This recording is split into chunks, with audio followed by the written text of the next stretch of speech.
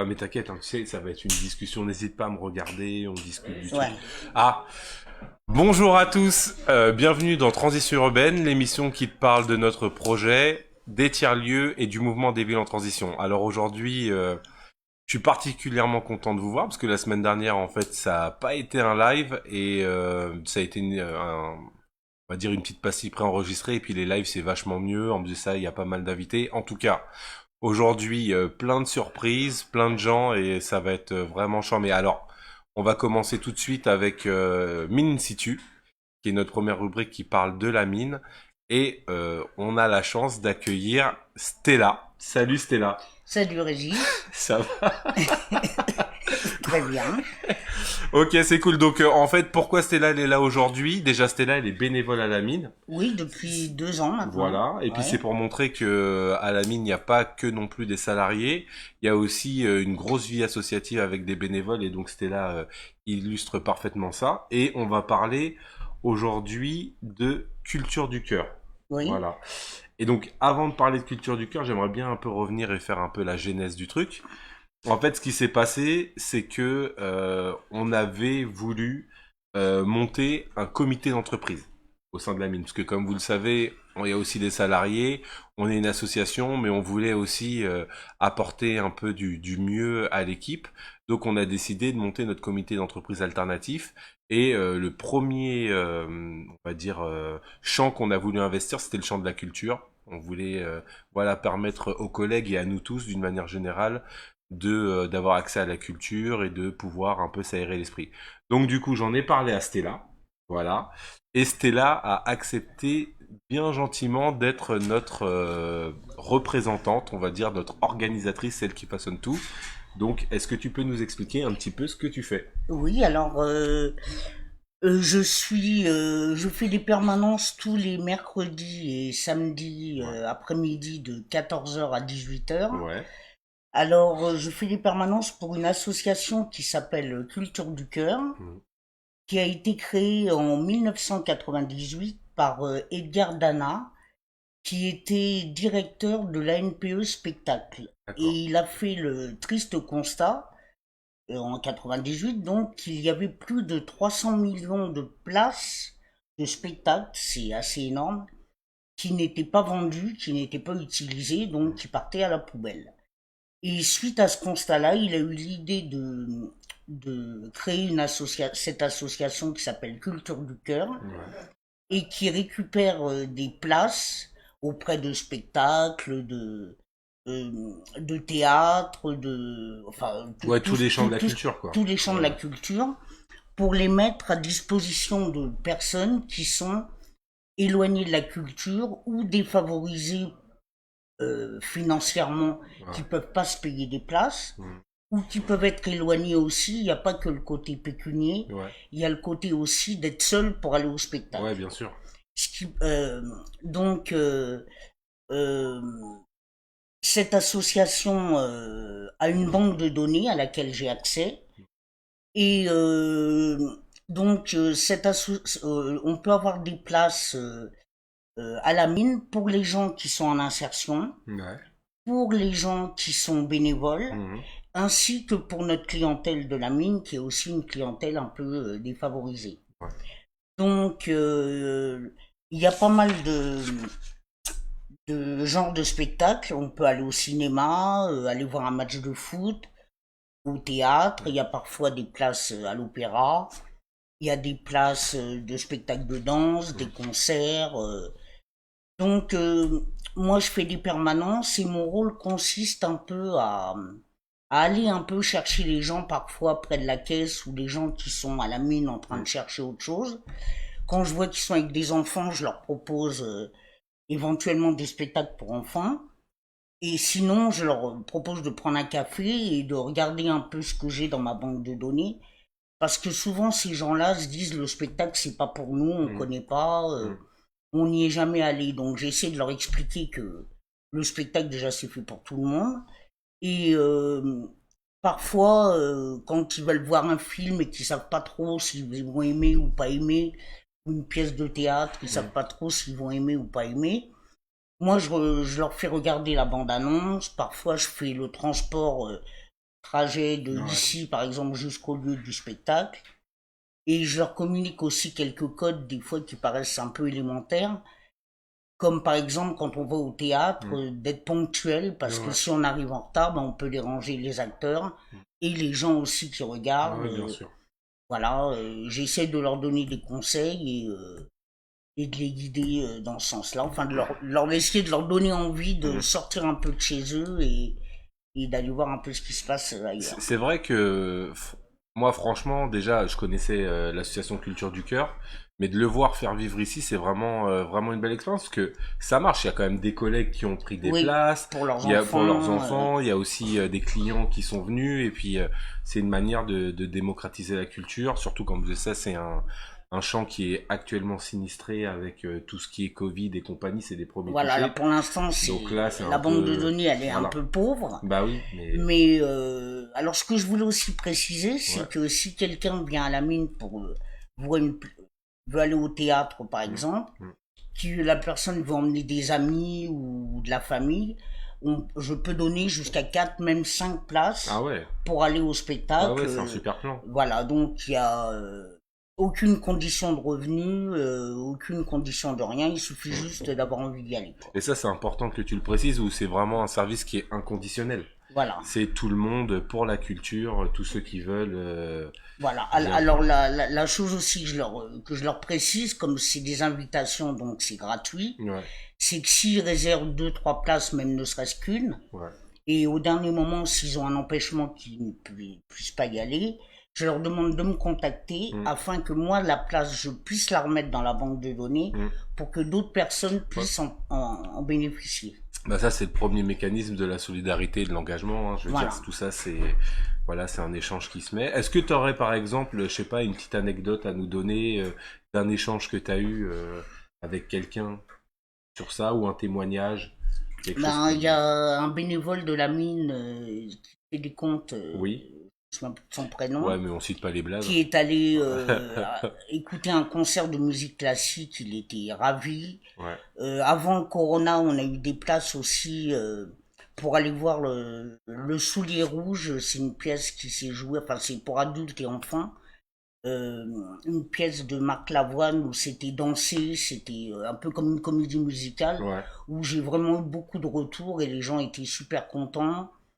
Il y a aussi une personne qui est en insertion ici qui me disait qu'elle avait 3 enfants Mm. et que pour elle c'était compliqué d'arriver à avoir 4 places pour Mm. sortir, même ne serait-ce qu'aller au cinéma parce que ça revient cher. Mm. Elle avait pris des places pour aller au cirque. Il y avait le cirque Grousse qui était dans Paris, je me Ouais. souviens plus l'endroit, et elle était ravie aussi Ok. d'avoir pu sortir ses enfants Et, à et- moindre coût, et quoi. d'ailleurs, moi, j'ai un petit témoignage perso. C'est que je suis toujours dans l'attente de place pour l'Opéra de Paris.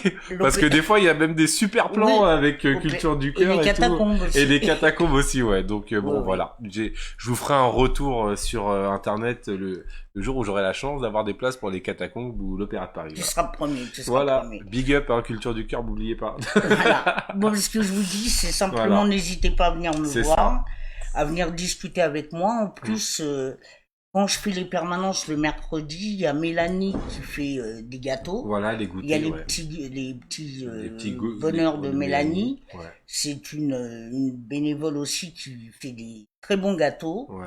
Donc ça marche très bien notre association parce que les gens viennent déguster des gâteaux et moi je peux m'incruster un peu avec l'ordinateur et leur faire voir un peu ce qu'on a comme spectacle disponible. Voilà.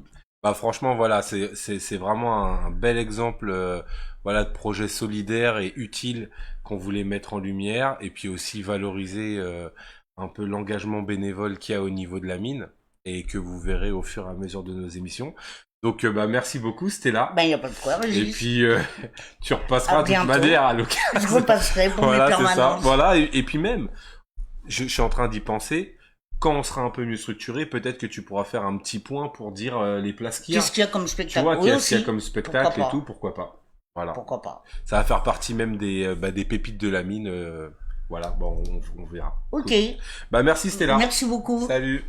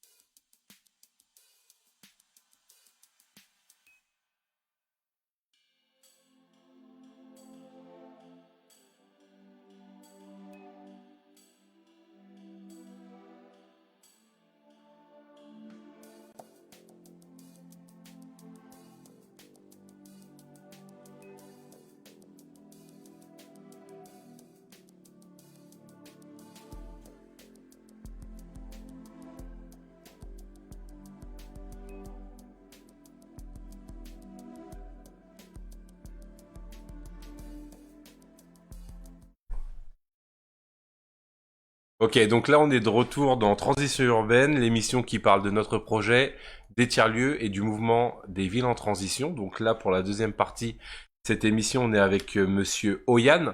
On reste dans Mine in situ parce qu'aujourd'hui on a de la chance d'avoir beaucoup d'invités et donc on va squeezer la partie instant réemploi. Et dans cette partie, en fait, on va revenir sur l'action sociale. Donc, il y a quelques semaines, on était ici même avec Madame Koulibaly Assa, qui est quelque part par là-bas. Je lui fais un big up. Et pour parler de l'action sociale, notamment l'action en insertion. Et là, on a de la chance d'avoir nos partenaires en direct. Donc, en fait, voilà, pour mener cette mission sociale, on s'entoure bien évidemment de personnes. Donc, il y a le Pôle Emploi, il y a Cap Emploi, il y a la mission locale, mais on a aussi les acteurs du département, avec notamment les EDS, les espaces départementaux de solidarité. Donc, est-ce que Monsieur Oyan, bonjour, je vais vous tutoyer parce que oui, ce sera la chemise le nécessite. Donc, est-ce que vous pouvez nous parler un peu des EDS et de votre métier? Oui, bien sûr. Alors déjà, bonjour à tous, et bonjour à toi, Régis. Ouais, on va se tutoyer. Ouais, okay. Alors les espaces, espaces départementaux de solidarité, c'est, il faut voir comme un lieu d'accueil. Déjà, un lieu d'accueil, donc pour la plupart des familles qui sont au RSA, donc au revenu de solidarité active. Qui est un champ de compétences du département. Tout à fait. Voilà. Tout à fait. Donc ces familles-là viennent d'abord en tout premier lieu pour régler tous leurs problèmes donc annexes, tous les freins, qui va être santé, logement, mobilité, oui, voilà. Donc à partir de ce moment-là, avec donc les assistantes sociales, les assistantes vont voir s'il y a possibilité avec nous, donc les CIP, donc je suis conseiller en insertion professionnelle. On essaie de pas mettre sociaux parce que du coup ça pique un peu la place des assistantes sociales. Okay. Donc conseiller en insertion professionnelle, elles essaient de nous orienter ces personnes-là pour voir s'il y a possibilité de monter donc le projet pro. D'accord. Voilà, donc on est un petit peu l'antenne emploi, on va dire, le nouvel antenne emploi des EDS. Ok, et donc concrètement, ça consiste en quoi? Je veux dire, s'il y a une personne qui vient, comment tu l'accueilles? Alors, déjà, je vais déjà voir au niveau de ce qu'on appelle un dossier social. Je vais déjà consulter son dossier social pour voir son état civil, voir un petit peu quels sont les freins qui ont été travaillés avec l'assistante sociale. Et à ce moment-là, voir s'il y a possibilité donc de faire un diagnostic, tout simplement comme un conseiller en insertion professionnelle le ferait. Et à partir de ce diagnostic-là, voir si on peut monter des actions. Ou alors monter des actions ou orienter vers ces actions-là. D'accord. Donc le département propose donc sous un acronyme qui fait rire mais qui fonctionne plutôt bien, qui s'appelle le PADI. Le PADI, voilà. D'accord. Donc ne me demandez pas ce que ça veut dire, je sais plus. Le plan d'action départemental d'insertion et de l'emploi en fait. Voilà, je me souviens. Super, bravo. Donc à ce moment-là, dans ces actions-là, on a les différents partenaires dont vous. Oui. Voilà, la mine. Qui propose en tant qu'ACI, qui propose donc de faire des parcours d'insertion. Atelier chantier d'insertion. Voilà. C'est ça, atelier chantier d'insertion. Qui propose de faire de prendre des gens en parcours d'insertion sur 24 mois. Sur 24 mois, en fait. C'est d'une durée maximum de 24 mois. Mais nous, on a on coûte, par exemple, quand on embauche une personne, on a un premier contrat de 6 mois. Et après, on renouvelle par tranche de 3 mois. C'est quelque chose qui a été décidé parce que, en fait, on souhaite pas que la personne qu'on accompagne se sente installée dans son poste. Oui. Parce que il faut toujours qu'il soit dans une dynamique d'emploi, parce que avant tout, même s'il est salarié chez nous, aux yeux du pôle emploi et d'autres partenaires, il est toujours demandeur d'emploi. Donc du coup, on continue à le mettre dans cet état-là. D'accord.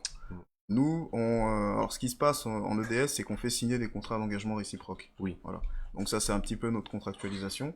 On les fait signer donc sur 6 mois et on renouvelle 6 mois. Donc en fait, c'est 1 an. Mais dans ce contrat d'engagement réciproque, effectivement, il y a plusieurs actions qu'on met en place et qui peuvent totalement aller au-delà de ces contrats-là. Voilà. C'est justement le but. C'est de faire monter en compétence les personnes qu'on va accompagner, leur montrer différents lieux de documentation, comme je pense à la Cité des métiers de Choisy. De Choisy, ouais. Voilà. les aider en gros à... Puis il y a des forums des métiers, Voilà, des job dating, des job dating, voilà, c'est ça. voilà, des cafés, cafés de rencontre, des Ouais. choses comme ça de Ok. travail. Donc il y a vraiment beaucoup de dispositifs qui C'est sont ça. mis en place pour accompagner ces Et personnes. ça c'est important aussi de le dire parce que pour toutes les personnes qui nous regarderaient, des personnes qui cherchent des opportunités d'emploi ou qui savent pas trop, il y a beaucoup de dispositifs d'accompagnement et c'est pas parce qu'on est dans le Val-de-Marne, mais c'est vrai que le département du Val-de-Marne c'est un département qui est particulièrement engagé Particulièrement. sur cette question-là de l'emploi, notamment pour les personnes qui touchent les minima. Donc juste pour des questions pratiques, Oui. si je suis une personne comme ça qui a des difficultés à trouver de l'emploi ou des difficultés sociales et que j'aimerais bien avoir un accompagnement pour me reprendre en main, comment on fait? Alors, ce qu'on peut faire, alors, c'est, Mm. on est la plupart des gens que nous recevons, c'est des gens qui nous sont envoyés par la CAF, déjà, D'accord. la CAF du Val-de-marne. La caisse La d'allocation caisse familiale. d'allocation familiale, Donc, voilà, on fait excusez-moi. les acronymes. On fait On beaucoup revient sur d'acronymes, ça. Ouais, effectivement. ouais. Et à ce moment-là, donc, ils rentrent dans une file active. Mhm. Et cette file active-là, comment dire, on les contacte en fait. On D'accord. contacte ces personnes-là pour qu'elles puissent donc venir aux EDS. Ouais. Et là, il y a un suivi qui se fait. Donc, normalement, avec l'arrivée des conseillers en insertion professionnelle, Ouais. le suivi va d'abord se faire avec nous. Et nous, on va voir si ces personnes-là donc sont aptes Ouais. ou pas à prendre le chemin de l'emploi, on va dire, ou s'il faut encore donc travailler les freins. Ok. Donc, selon notre diagnostic, on va Mhm. dire, on va du coup les réorienter vers Ouais. les assistantes sociales, Social, ok. éventuellement des conseillers en économie sociale et familiale.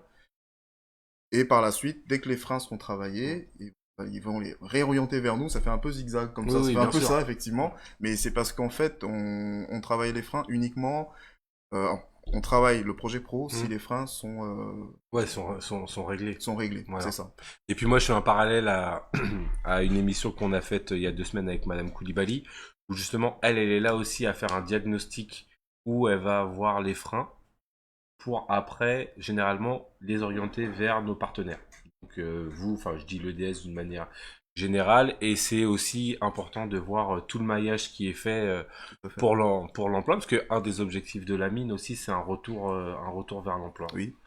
Voilà, donc Alors, si t'en je prie. peux rebondir, en fait, la chose Bah, qui rebondis.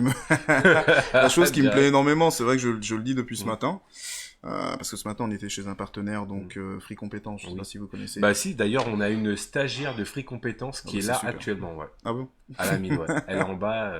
Bah, Je dis pas son nom parce qu'on est en direct, mais vous pourrez la voir. Voilà, donc Mm. je lui, enfin, donc j'en parle depuis ce matin, dans le sens où c'est vrai que maintenant on peut prescrire donc auprès donc des IAE, des SIAE, Ouais, sans passer par Pôle Emploi. ok. Et du coup, c'est un raccourci qui est phénoménal, quoi. Ok, bon bah. Très très bien. Nous, on est là pour ça, hein, big up. On est chaud. Voilà. Bah, en tout cas, Mikado, bah, merci beaucoup Bah, je vous en prie. pour toutes ces précisions. Et puis, on n'hésitera pas de toute manière à prendre des nouvelles de ce qui se passe de par chez vous. N'hésitez pas, et nous Voilà. on fera pareil. Je pense qu'on va Ok. être un peu plus justement dans le maillage, comme vous avez Ok, dit tout à ouais, l'heure. ouais, big Parfait. up. Bah, merci beaucoup. Ouais. Merci, au revoir.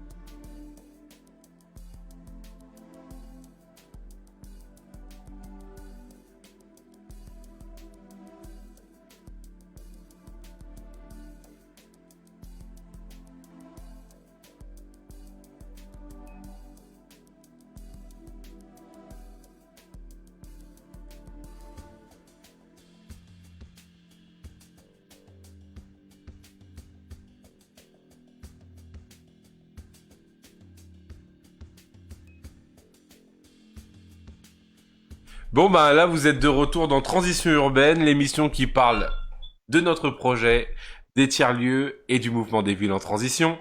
Donc là, on a changé de rubrique et on est dans Carnet de voyage. Et comme il y a 2 semaines, comme je vous l'ai dit aussi la semaine dernière, on est en direct avec Charlie. Salut Charlie. Salut tout le monde. Pour la suite de son 44 tours. Donc là, juste pour rappeler, en fait là, du 13 au 25 juillet, il y a Charlie qui est donc architecte au CAUE de Loire-Atlantique qui part donc à vélo pour faire un tour de 12 étapes à la rencontre des différents acteurs du territoire pour parler cadre de vie. Donc quand on dit cadre de vie, c'est tout ce qui est lieu, usage et paysage pour mieux appréhender demain et voir comment on peut adapter des solutions urbanistiques et architecturales. Donc salut hein, Charlie Charlie d'être là, je dis n'importe quoi. Ça va, tu vas bien? Ouais, ça va. Bah, je me suis mis à l'ombre d'un joli calvaire à la frontière de la Loire-Atlantique. Voilà, là t'es vers où exactement le nom de la ville? T'es vers où? T'es Alors entre où là, et où? je viens de passer la Regrippière, petite commune de moins de 1000 habitants, et je vais vers la Boissière du Doré, là où il y a un zoo intéressant. Et donc juste derrière moi, il y a la vigne Ok. de pays du vignoble, et puis juste derrière, il y a le Maine-et-Loire. Super. En tout cas, juste pour donner quand même quelques chiffres sur ton parcours, sur ton périple, tu vas en tout pendant ces 15 jours traverser 63 communes, faire 700 kilomètres à vélo, bon t'en as déjà fait pas mal. Tu vas aussi faire 12 entretiens et tu vas dessiner via des croquis 12 bourgs. Et en fait tout ça on peut le retrouver sur ton site internet 44tours.fr. Et est-ce que là tout de suite 44tours.fr. Ouais, excuse-moi. Et là, est-ce que tout de suite tu peux un peu nous faire un point d'étape? Ouais, donc évidemment, donc là on est à la 10e étape. J'ai sur le site internet, vous avez 2 jours en avant la newsletter de mon étape, et puis là donc je suis à la 10e étape. Je traverse le vignoble, Ok. et donc à 17h j'ai rendez-vous avec le maire de Divatte-sur-Loire pour justement parler avec lui de cadre de vie et comment celui-ci se définit aux frontières du département, et est-ce qu'il a changé vis-à-vis de cette fameuse crise sanitaire. Est-ce que ça a donné des nouvelles idées, des nouvelles organisations, etc. Ok. Et donc Voilà. là, on va dire, tu sais, les différentes personnes que tu as rencontrées, est-ce que tu sens que y a des choses qui, suite à la crise sanitaire, par exemple, il y a des choses qui sont bouleversées ou, ou qu'est-ce que tu peux dire sur ça? Et ben, ce qui a pas mal changé pendant les différents entretiens, la grande question du rapport au travail qui s'est posée, puisque en limite du département, on est à une demi-heure de Nantes en moyenne, et Oui. puis on a beaucoup de villes moyennes à l'extérieur aussi, donc le rapport au travail a pas mal changé. Le rapport aussi à la gouvernance, et ça c'était quelque chose que j'avais pas forcément anticipé, c'est comment à la fois cette crise en fait a amené un renouvellement d'équipe, un changement des habitudes de travail, et donc on a vu dans différentes communes des systèmes d'organisation qui sont apparus avec la création de cellules d'urgence.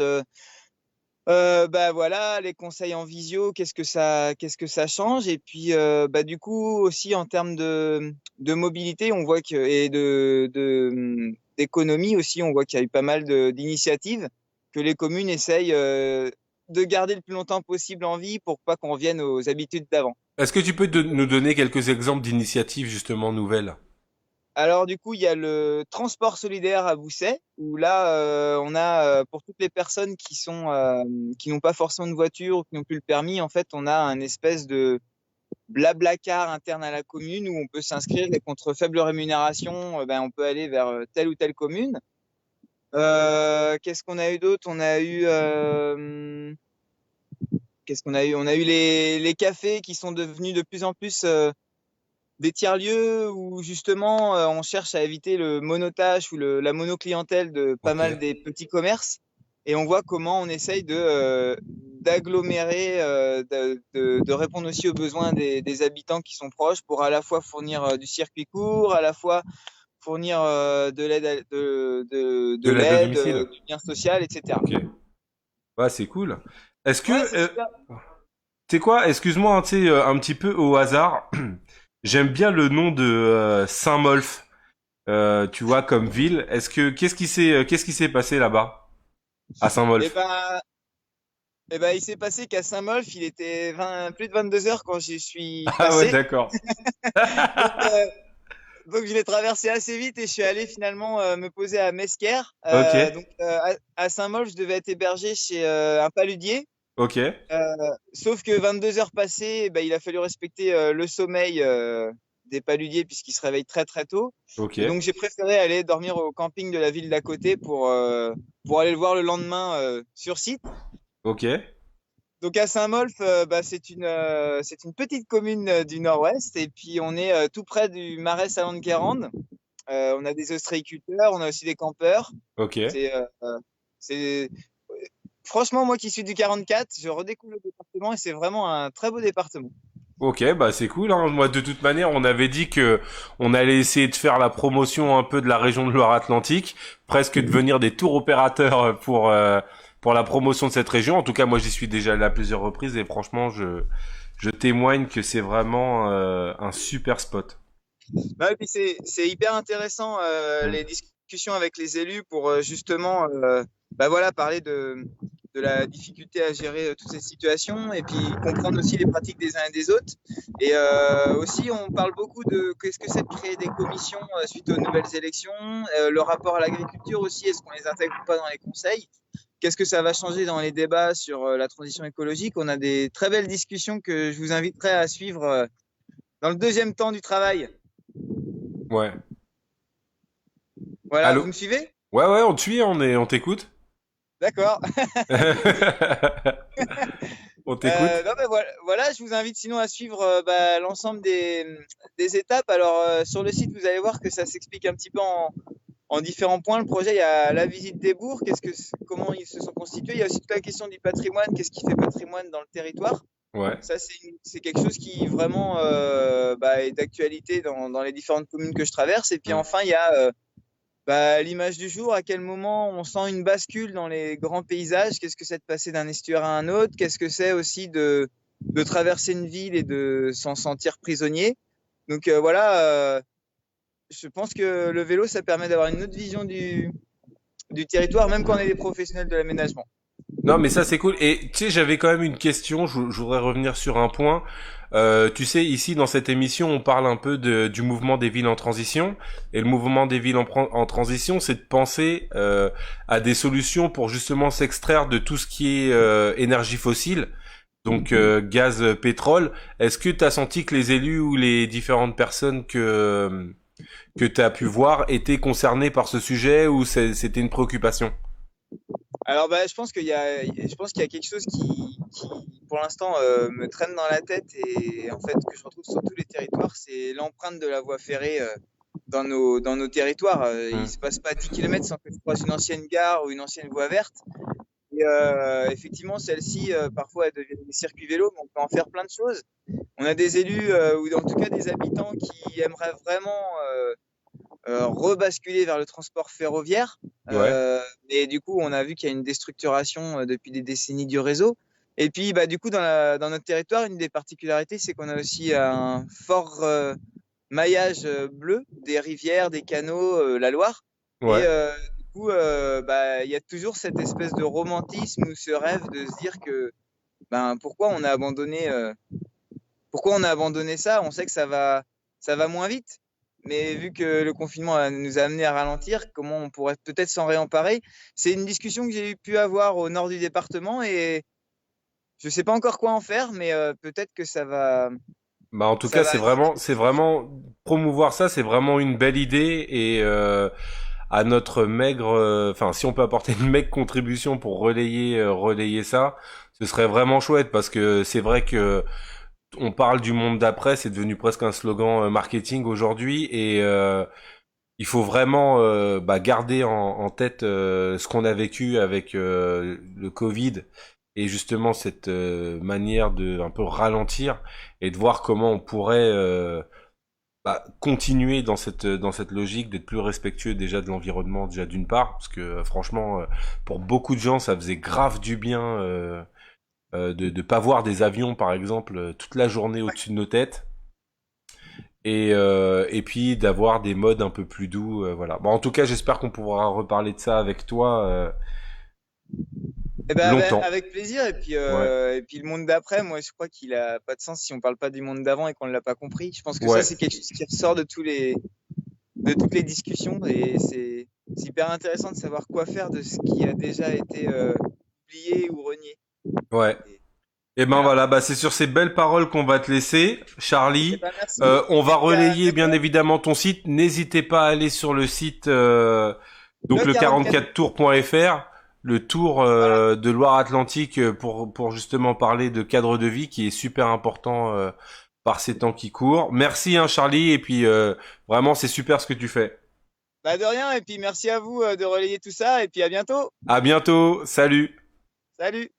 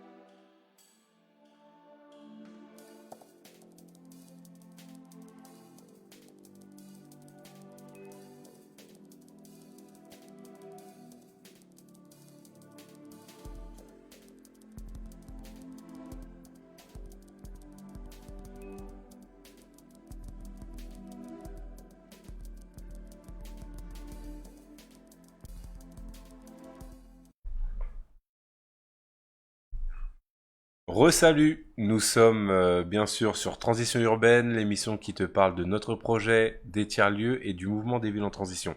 Alors là maintenant c'est la partie grand angle où on va s'arrêter un peu sur une jeune, pas si jeune que ça, structure qui s'appelle Figure Libre et avec qui on va avoir un petit échange pour parler un peu des logiciels libres et de ce qu'ils font. Donc on a Chloé qui est avec nous, qui est donc salariée de cette superbe structure. Mais... Ouais, voilà, de ce collectif. Bah déjà bon, là je dis pas mal de choses. Est-ce que tu peux déjà nous présenter Figure Libre? Après on rentrera un peu plus dans le détail. Bonjour. Ouais. Donc Figure Libre en fait c'est un collectif D'accord. de plusieurs indépendants. Et donc chaque indépendant ils ont des profils assez variés, mais c'est tous dans le domaine de la création. Donc on a Bachir Soussi qui est à l'origine en fait du projet, qui lui s'est auto-formé en développement web. Et tranquille hein. Ouais, c'est du direct. Okay. Donc là ça marche là. Donc là, c'est les aléas du direct. On a eu une petite coupure, mais c'est pas grave. On était en train de représenter le collectif Figure Libre avec Chloé qui est là. Donc, on va reprendre la discussion. Oui. Alors, pour les internautes peut-être qui ne l'ont pas vu, on va quand même rappeler ce qu'est Figure Libre. Oui. On recommence, ouais. Donc Figure Libre, donc c'est un collectif avec plusieurs personnes. Donc il y a des développeurs web, des graphistes et une photographe. Ouais. Et donc en fait ensemble on s'est réunis et on travaille sur des projets assez variés mais avec des clients qui portent des valeurs qui nous correspondent. Donc notamment la mine en fait. Voilà, c'est ça. Ouais. Donc voilà, on travaille ensemble depuis presque 2 ans. Ouais, 3 ans. Ouais, c'est ça, 2-3 ans, ouais. Et donc voilà, en fait, on crée votre communication. Voilà. Ça va être des affiches, les programmes que vous avez pu voir, sur tous les événements que vous réalisez en fait durant l'année. Et en fait, on a d'autres clients qui sont un peu comme vous, donc d'autres clients qui sont dans le milieu associatif. Ouais. Et on travaille aussi avec les communes locales, tout ce qui est du milieu public en fait, avec les mairies, même le ministère, donc voilà. Bah, en tout cas, moi, pour un peu compléter ce que tu dis Chloé, nous, ce qui nous a déjà plu déjà c'est un collectif qui est local. Oui. Voilà, vous êtes basé Pas à, très loin. à Arcueil, juste à côté, donc c'est toujours plus agréable, hein, c'est par rapport à ce qu'on disait précédemment, le fait qu'on soit dans des échelles déjà plus locales, qu'on réapprenne à se connaître, à discuter et tout, etc., et à avoir des vrais rapports. Et après, il y a aussi, comme le nom l'indique, figure libre, il y a aussi Oui, ça c'est le fait d'être dans une démarche, d'être dans des logiciels libres. Voilà, c'est un peu Voilà. le concept en fait Voilà, du c'est collectif. C'est-à-dire que oui, on s'est détaché des logiciels dits propriétaires. Donc ça va être les logiciels de la suite Adobe par exemple. Donc avec peut-être que vous connaissez déjà InDesign qui sert à faire de la mise en page, Photoshop qui sert à faire de la retouche photo, Illustrator qui sert à faire du dessin vectoriel. Et donc en fait on se détache de ce genre de logiciel pour travailler sur des logiciels libres. Les logiciels libres en fait c'est des logiciels où on peut avoir une utilisation assez complète et transparente et dans le partage. C'est-à-dire que tout le monde peut l'utiliser, modifier, dupliquer comme il le souhaite. Voilà, c'est carrément un bien commun, quoi. Voilà, c'est ça, c'est un bien commun. Tout le monde coopère en fait pour améliorer ces logiciels-là. Et c'est transparent en fait. On peut rentrer dans le code. On parle même d'open source. Voilà, c'est les mots-clés un peu du monde du libre. Et voilà quoi. Et puis de toute manière, dans cette démarche, on n'est pas là bien évidemment pour avoir une discussion d'experts sur la question du logiciel libre. Et c'est pour ça qu'on a cet échange. Moi, ce que je veux dire par là, ce que nous on valorise et aussi et figure libre, c'est vraiment une démarche. C'est-à-dire que nous on a commencé. Moi, je vous avoue que c'est quelque chose qui m'avait séduit déjà dans l'approche, donc de l'univers libre. Et aussi, on a discuté d'avoir un éventuel accompagnement pour que ici à la mine, on soit totalement dans du libre. Oui, bah ça c'est... Là, pour l'instant, on l'est pas du tout, hein, j'avoue. Hein, on a des logiciels encore propriétaires, comme on dit. Je veux pas citer les marques, mais on a des logiciels propriétaires. Et le but, c'est de s'en extraire, justement, parce qu'on a une vraie réflexion autour de tout ça. Moi, ce que je voulais toi en tant que personne, Chloé, tu vois. Qu'est-ce que ça t'évoque même de bosser dans ce genre d'atmosphère? En fait, c'est assez nouveau parce que je suis rentrée par le biais d'un stage. Voilà, j'ai effectué un stage de 6 mois au sein de Figure Libre. Et c'était très très nouveau pour moi parce que pendant toutes mes études, j'étais sur logiciel propriétaire. Et en fait, je me suis dit bon voilà, faut changer, faut que ça soit plus en accord avec mes valeurs personnelles. Et je me suis dit pourquoi pas tenter. Et je connaissais pas du tout cet univers, j'avais pas du tout touché les logiciels. Et du coup, Figure Libre, ils se sont proposés en transmetteur un peu du savoir. Et ils m'ont vraiment accompagné là-dedans durant mon stage. Et si bien que du coup, j'ai intégré l'équipe, voilà. Bien, bravo. Voilà, audience, tu vois là, il y a toute l'équipe des transitions urbaines qui te passe le salam, donc tu vois, on est content pour toi. Et en fait, le truc c'est que on n'est pas en logiciel propriétaire, mais les réalisations sont fraîches. Là, t'as quand même ramené quelques exemples de ce qu'on a fait, donc. Oui, j'ai ramené quelques trucs, après. Et designé par toi. Oui. Donc là, c'est l'affiche de notre festival Woodstock qui a malheureusement pas pu se faire pour des raisons de Covid et qu'on va sûrement reporter lors de la semaine de réduction des déchets qui est au mois de novembre. Donc voilà, affiche. Il y a également l'affiche générique de la mine, qui est ici, qui est affichée un peu dans tous les panneaux publics de la ville d'Arcueil. Et il y a aussi, tu peux le montrer. Après, il y a toute la programmation en fait qui est faite. Ça, c'est la plaquette de présentation générale, avec les animaux mutants. Donc ça, c'est en fait, on a fait des hybrides.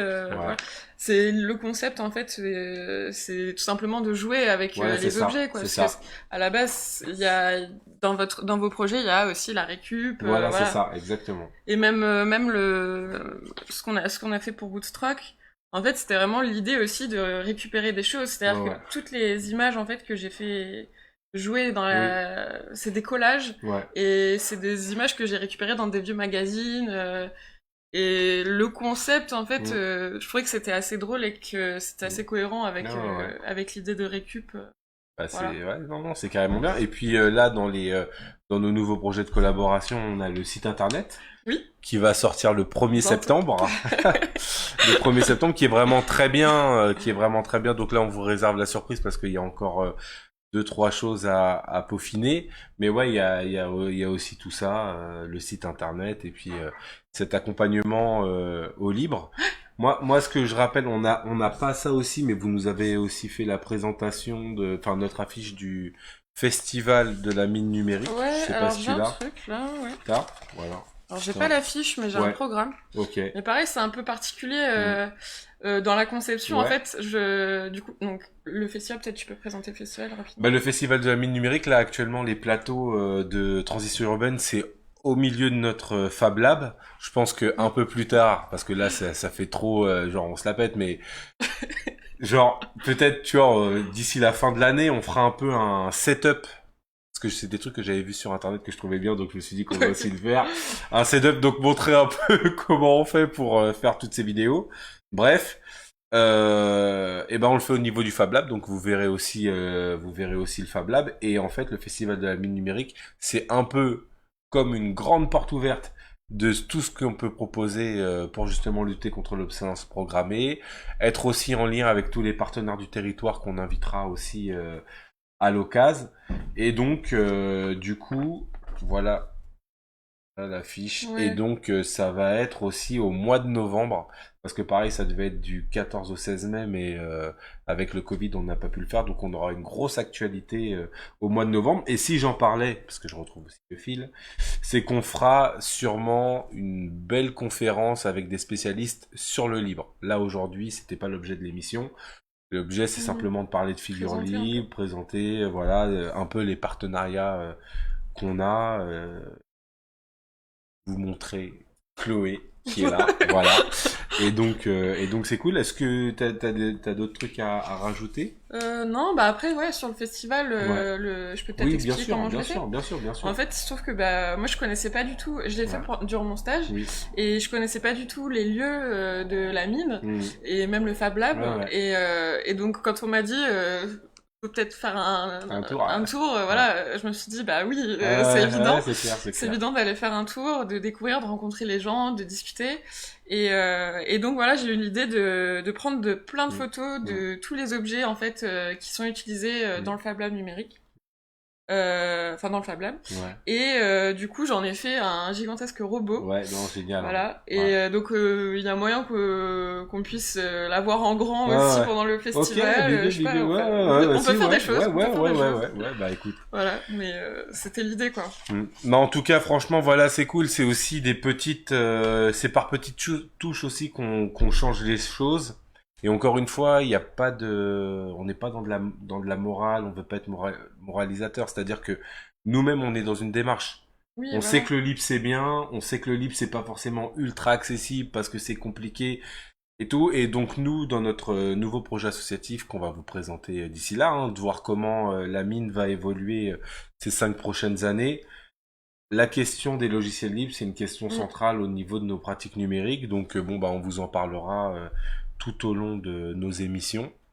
Mais en tout cas, voilà, c'est une démarche qu'on vous invite à faire parce que c'est quelque chose qui est cohérent avec ce qu'on veut en termes de pratiques de changement et tout. Voilà, donc. Et après, ça reste quand même assez faisable. Quoi. Enfin, voilà. C'est accessible. Le but aussi, c'est que c'est accessible pour tout le monde. En fait, y a pas besoin d'acheter des logiciels pour pouvoir faire de la création. En fait, tout le monde peut créer à moindre coût. Et voilà, faut pouvoir se lâcher. Certes, il va y avoir certaines contraintes dans les logiciels lors de la création parce que tout n'est pas ultra au point, parce que les développeurs, c'est tout le monde en fait. Du coup, bien sûr. C'est un peu plus lent au niveau des mises à jour, etc. Mais ça se fait et on trouve toujours à créer, quoi, la preuve. Et puis de toute manière, on est vraiment dans un processus... on a une culture aussi du libre à s'approprier.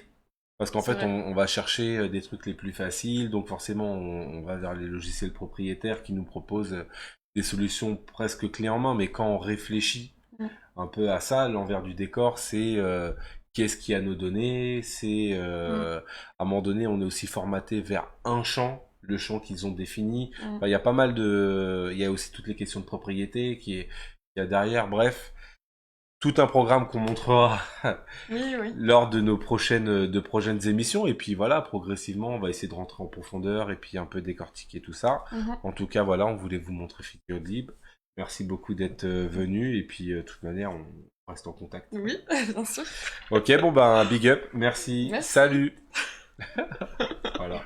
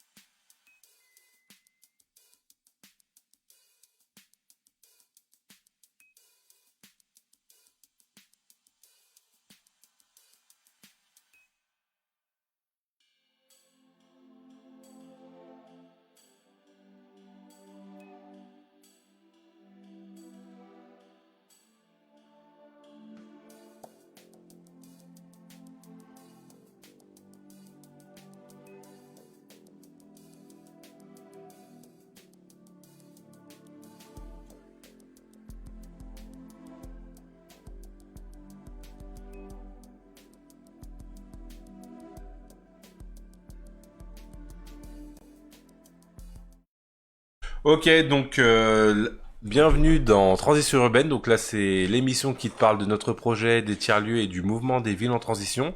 Donc là, c'est l'avant-dernière partie avec les chroniques de Charlotte. Voilà, notre Bonjour. chronique récurrente qu'on aime et qu'on adore. Alors, aujourd'hui, c'est quand même un peu spécial. Parce que c'est la dernière semaine de Charlotte C'est avec vrai. nous de manière C'est régulière. vrai. J'espère la revoir encore, mais Mm. de manière régulière c'est la dernière semaine. Donc c'est un peu une petite saveur particulière. Donc je vais vraiment en profiter, tu vois. Au maximum. Ouais, au maximum. Donc bah vas-y, je te laisse la parole. De quoi tu vas nous parler Et ben aujourd'hui, on va parler des zéro déchet en entreprise. Ok, Donc, on va commencer. ouais. Donc, pourquoi est-ce que les entreprises devraient passer au zéro déchet? Il y a plusieurs raisons. Donc, déjà, la raison légale, c'est que depuis le 1er juillet 2016, il y a eu un décret numéro 2016-288 qui impose à tout producteur et à tout déteneur de déchets de les trier. Tous les déchets, papier, métal, plastique, verre, bois, Ouais. donc tous les déchets Tous les déchets, doivent ouais. être triés. Vous pouvez retrouver ça sur zerowastefrance.org. Il y a toutes les informations. Voilà. De toute façon, on mettra en lien. En lien, les et puis c'est une descriptions. association qu'on va souvent relayer parce que c'est vraiment la base de données centrale de tout ce qui est zéro déchet. C'est ça. Ouais. Et donc aussi, adopter le zéro déchet peut être un énorme avantage pour les entreprises quand il s'agit de parler avec un client Ouais. ou parler avec même des salariés qui pourraient être attirés par le zéro déchet Bien et sûr. qui préfèrent se tourner au final maintenant sur des entreprises qui se soucient de notre planète tout simplement. Donc Bah oui. c'est vachement plus agréable pour les entreprises et pour les clients. Ouais, bien sûr.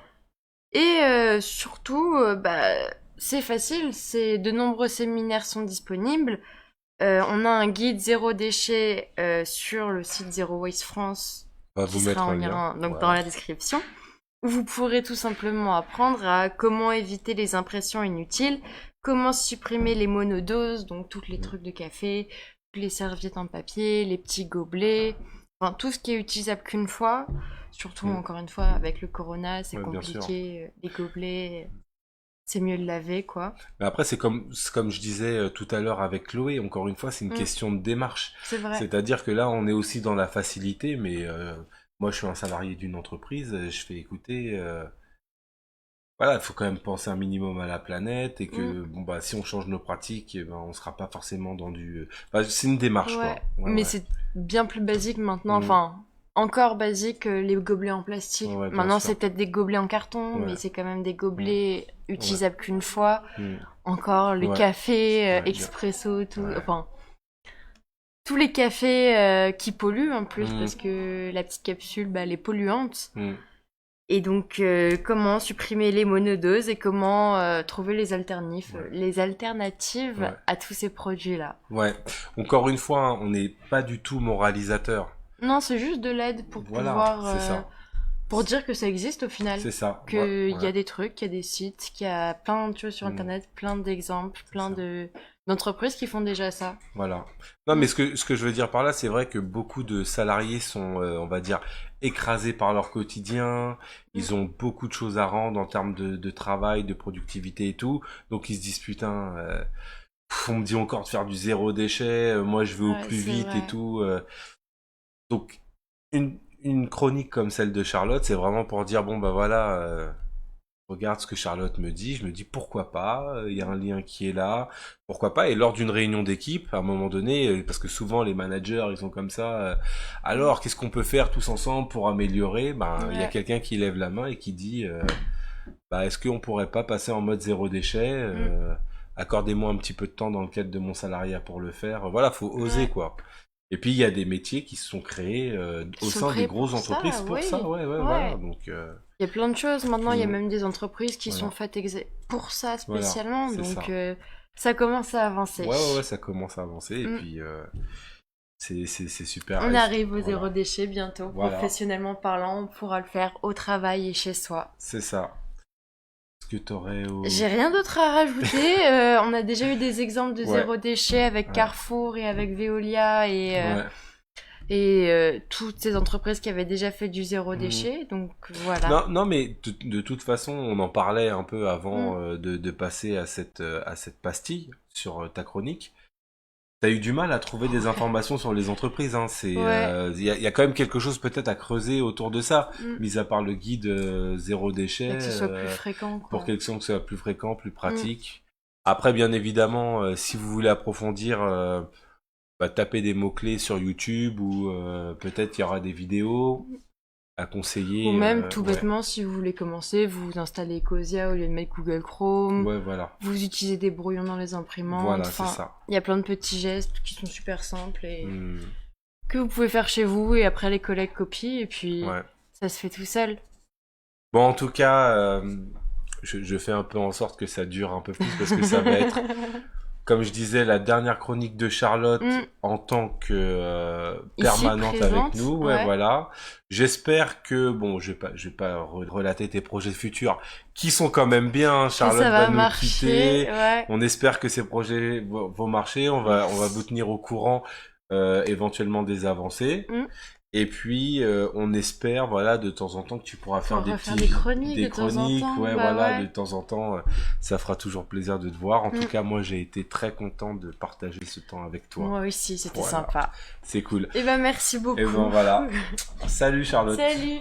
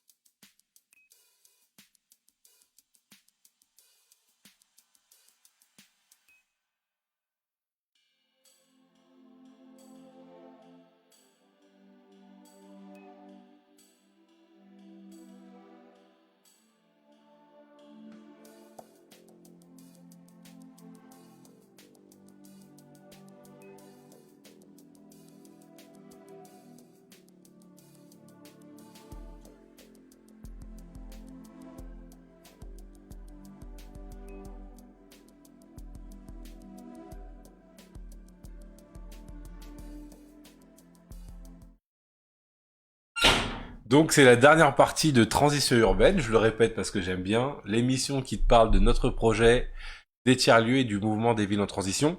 Avant de partir dans les pépites de la mine, qui est donc la dernière partie, je voulais quand même faire une dédicace à l'homme que l'on appelle Edgar, qui est derrière l'écran, qui s'occupe de toute la partie technique et qui est aussi une des personnes sans qui ce projet n'aurait pas pu voir le jour, vu que au niveau de la technique, voilà, on est un peu limité et que lui nous fait part de sa grande technicité. Donc, merci Edgar. Voilà, je le dis, voilà. Ouais. Donc là, au niveau des pépites de la mine, je vais rester un peu sur la même ligne que le mois de juillet. Franchement, pour celles et ceux qui ne peuvent pas partir, eh ben, il y a quand même des alternatives. La première, moi, je vous dirais d'aller du côté du 93 et au 6B. Au 6B, en fait, qui est un tiers-lieu qui est principalement dédié à la création artistique. Il y a beaucoup de plasticiens qui sont là-bas, de DJ, de musiciens en tout genre. Ils organisent, comme tous les ans, un été d'activités. Donc, bon, bah, aller sur... on a les images qui défilent et en même temps aller sur leur site internet et il y aura toujours quelque chose à faire pendant le week-end. Il y a bien évidemment le tiers-lieu super connu de notre zone qui est les grands voisins.